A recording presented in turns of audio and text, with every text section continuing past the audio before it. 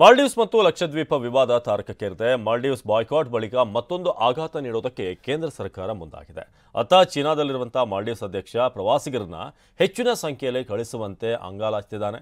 ಹಾಗಾದ್ರೆ ಮಾಲ್ಡೀವ್ಸ್ಗೆ ತಕ್ಕ ಪಾಠ ಕಲಿಸೋದಕ್ಕೆ ಭಾರತ ಮಾಡಿರುವಂತಹ ತಂತ್ರ ಏನು? ಬನ್ನಿ ರಿಪೋರ್ಟ್ ನೋಡೋಣ.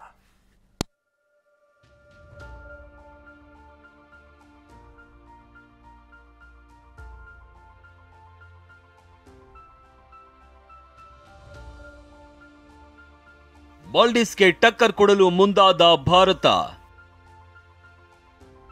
ಮಿನಿಕಾಯ್ ದ್ವೀಪದಲ್ಲಿ ಹೊಸ ವಿಮಾನ ನಿಲ್ದಾಣ. ಲಕ್ಷದ್ವೀಪಕ್ಕೆ ಮೋದಿ ಭೇಟಿ ಬಳಿಕ ಭಾರತದ ವಿರುದ್ಧ ಮಾಲ್ಡೀವ್ಸ್ ಕೆಂಡ ಕಾರಿತ್ತು. ಈಗ ಮಾಲ್ಡೀವ್ಸ್ಗೆ ತಕ್ಕ ಪಾಠ ಕಲಿಸುವುದಕ್ಕೆ ಕೇಂದ್ರ ಸರ್ಕಾರ ಮಹತ್ವದ ಹೆಜ್ಜೆ ಇಟ್ಟಿದೆ.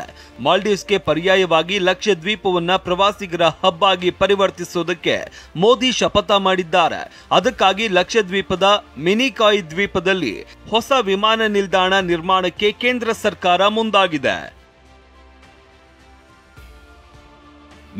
ಅಂಬರೀಶ್ ತೈವಾನ್ ಸೀಬೆ ಕೃಷಿ ಮಾಡಿ ಎಕರೆಗೆ 5 ಲಕ್ಷ ಗಳಿಸ್ತಿದ್ದಾರೆ. ನೀವು ಕೂಡ ಅವರಿಂದ ಕಲಿಬೇಕಾ? ಅವ್ರ ಜೊತೆ ವಿಡಿಯೋ ಕಾಲ್ನಲ್ಲಿ ಮಾತಾಡಬೇಕಾ? ಈಗಲೇ ಫ್ರೀಡಮ್ ಆಪ್ ಡೌನ್ಲೋಡ್ ಮಾಡಿ. ಮಿಲಿಟರಿ ಮತ್ತು ವಾಣಿಜ್ಯ ವಿಮಾನಗಳಿಗೆ ನೆರವಾಗುವ ವಾಯುನೆಲೆ ನಿರ್ಮಾಣಕ್ಕೆ ಪ್ಲಾನ್ ರೂಪಿಸಿದೆ.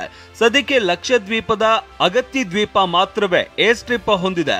ಇದು ಕೂಡ ಲಘು ವಿಮಾನಗಳಿಗೆ ಮಿತಿಗೊಳಿಸಿದೆ. ಹೀಗಾಗಿ ಹೊಸ ವಿಮಾನ ನಿಲ್ದಾಣದ ಅಭಿವೃದ್ಧಿಗೆ ಕೇಂದ್ರ ಸರ್ಕಾರ ಮುಂದಾಗಿದೆ.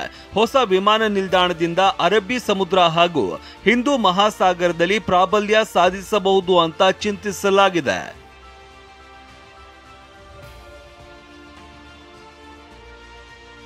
ಗೂಗಲ್ ಸರ್ಚಿಂಗ್ ನಲ್ಲಿ ಲಕ್ಷದ್ವೀಪ ಹಾಟ್ ಕೇಕ್. ಇದರ ಮಧ್ಯೆ ಲಕ್ಷದ್ವೀಪಕ್ಕೆ ಟಿಕೆಟ್ ಬುಕಿಂಗ್ಗೆ ಪೇಟಿಎಂ ಭರ್ಜರಿ ಆಫರ್ ನೀಡಿದೆ. ಫ್ಲೈ ಲಕ್ಷ ಅನ್ನೋ ಆಫರ್ ನಲ್ಲಿ ಒಂದು ಟಿಕೆಟ್ಗೆ %10 ರಿಯಾಯಿತಿ ನೀಡೋದಕ್ಕೆ ಪೇಟಿಎಂ ಮುಂದಾಗಿದೆ. ಇನ್ನು ಲಕ್ಷದ್ವೀಪ ಸರ್ಚ್ ಹಿಸ್ಟರಿ 20 ವರ್ಷದಲ್ಲಿ ದಾಖಲೆ ಬರೆದಿದ್ದು, ಲಕ್ಷದ್ವೀಪದ ಬಗ್ಗೆ ಸರ್ಚಿಂಗ್ ನಲ್ಲಿ %3400 ಏರಿಕೆಯಾಗಿದೆ.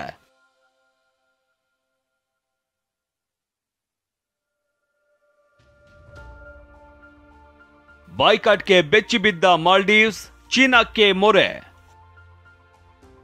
ಬಾಯ್ಕಾಟ್ ಮಾಲ್ಡೀವ್ಸ್ ಅಭಿಯಾನ ಸದ್ದು ಮಾಡ್ತಾ ಇದ್ದು ಮಾಲ್ಡೀವ್ಸ್ ಸರ್ಕಾರ ತತ್ತರಿಸಿದೆ.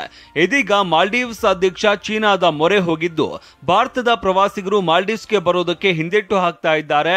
ನೀವೇ ಪ್ರವಾಸಿಗರನ್ನ ಕಳುಹಿಸಿ ಅಂತ ಮಾಲ್ಡೀವ್ಸ್ ಅಧ್ಯಕ್ಷ ಮೊಹಮ್ಮದ್ ಮುಯಿಜು ಅಂಗಲಾಚಿದ್ದಾರೆ. ಇತ್ತ ಮಾಲ್ಡೀವ್ಸ್ ನಲ್ಲಿ ತಮ್ಮದೇ ಸರ್ಕಾರದ ವಿರುದ್ಧ Maldives association of tourism industry ಉದ್ಯಮಿಗಳು ಆಕ್ರೋಶ ಹೊರಹಾಕಿದ್ದಾರೆ.